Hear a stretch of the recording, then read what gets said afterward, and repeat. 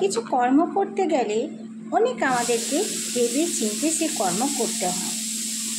তেমন কিছু কথা বলতে গেলেও ভেবে চিন্তে কথা বলা উচিত। কেন না, যদি কিছু উল্টোপাল্টা বলে ফেলবো তো সে কথাটা যার নামে বলবো তার মনে রয়ে যাবে। তার সাথে তুমি যত ভালো ব্যবহার করো কিন্তু সে সেই কথাটা ভুলতে পারবে না। সে নিজের লোক হলে যদিও বা একটু মুছে ফেলে মন থেকে, কিন্তু বাইরের লোক হলে সে মুছতে পারবে না। কাউকে ছোট করা কিছু বড় কথা নয়। কাউকে ভালোবাসা, কারোর সম্মান দেওয়া, এটা একটা ভীষণ বড় কথা, ভীষণ ভালো কথা। তোমাকে যদি কেউ রেসপেক্ট করছে তাকে তুমিও রেসপেক্ট করো। তোমাকে যদি কেউ অপমান করছে তার কাছ থেকে দূরে সরে যাও। সেমনি যদি লোক না হয় তোমার, সেমনি গুরুত্বপূর্ণ লোক না হয়, তার থেকে দূরে সরে যাওয়াই ভালো। আমি বলবো আজকাল মানুষ কেরম হয়ে গেছে, বুঝতে পারা যায় না কার মনে কি আছে, সে কি ভাবছে। এখনই আমার কাছে আমার নামে ভালো বলে আমার একটু দূরে গেলেই বোধহয় আমার পেছনে সে আমাকে খারাপ বলছে, তাই না?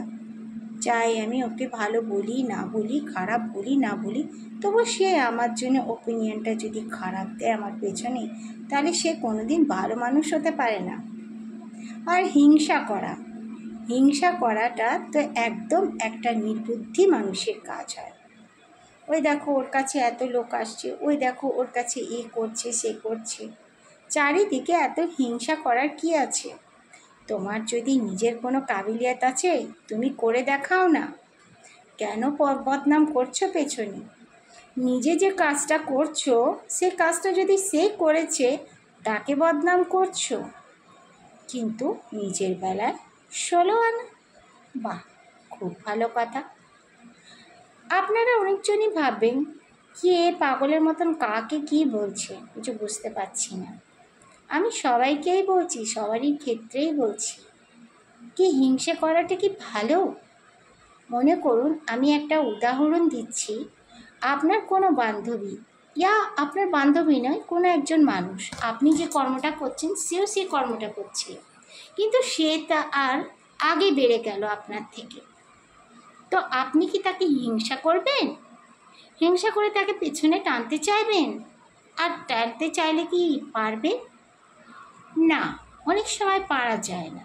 জানেন তো, যে হিংসুটি হয়, যে হিংসা করে সে আরও পতনে যায়। আর যে হিংসা করে না, যার কারোর সঙ্গে কোনো তুলনা হয় না, সে আগে বাড়তে থাকে। তাই এইটা বেঁধে রেখে নিন, গার্ড বেঁধে নিন যে হিংসা করব না। পরে হচ্ছে তাই হোক, একটু দেরি হচ্ছে তাই হোক, লোভ করব না, লোভে পাপ, পাপে মৃত্যু। এতটাই বলার ছিল। যে আর বুদ্ধি আছে সে বুঝে যাবে। ধন্যবাদ, থ্যাংক ইউ, রাম রাম।